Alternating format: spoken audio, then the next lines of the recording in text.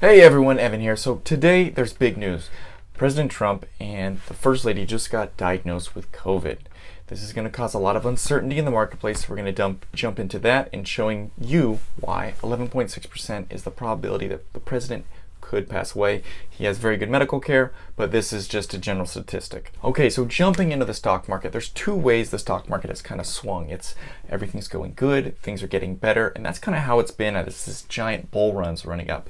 However, when you see the Commander-in-Chief of the United States actually coming down with COVID, it brings the presence and the possibility of a second wave and more COVID issues much more to the forefront, which also brings uncertainty to the marketplace, which could put a downward pressure on stock prices.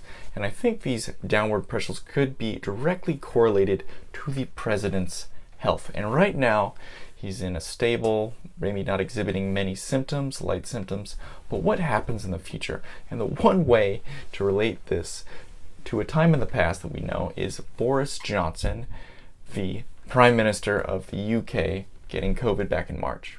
So Boris Johnson is 18 years younger than Trump, so Trump is a little bit more at risk.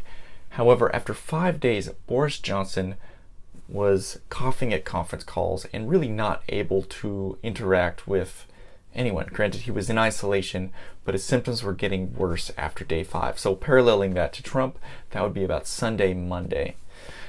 Things progressively or exponentially got worse for Boris Johnson, leading up to about day 11, where he had to go to the ICU, intensive care unit. That would be about, not this weekend, but next weekend. So if Trump's symptoms progressed at the same progress and rate as Boris Johnson, maybe they will, maybe they won't. We're seeing that next week is the week where his symptoms progress worse. Following the following week, early on, we're going to see how bad it potentially gets, or he could be asymptomatic. We don't know. But it's good to watch out for this because I think this is a direct corollary to how the election goes and how the stock market reacts to this whole situation. So this isn't great news for anyone. This is kind of sad news. However, this could send a downward pressure on stock prices. So this could be a buying opportunity. I wouldn't think now, but I would think middle of next week to late next week. And then the following week, right leading up to the election, could have so much instability and unknowns that prices could fall, even in the tech sector. So that's what I'm personally looking out for, and I think you should too. Regarding why I thought there was a potential 11.6 or 9% chance that there is a fatality risk on President Trump is based on the following study. So I'm going to jump on the computer and show you that.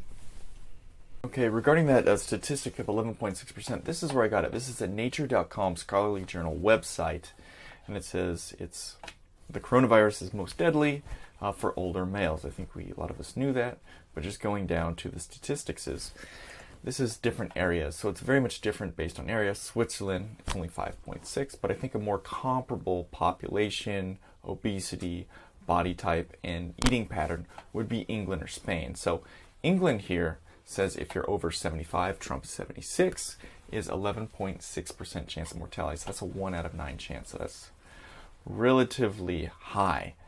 Granted, Trump has access to probably the best doctors and the best technology in that sector. But just moving down, this is all general pop.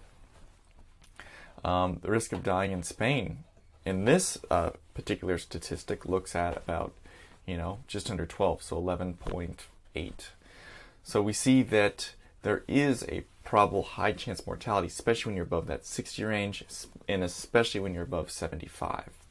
Okay, to sum this up, there is a lot of unknowns in the marketplace, and there's a lot of risk going on. So we don't know what's going to happen, but I do think that things are going to slowly decline up to the election. Maybe the election will even be postponed.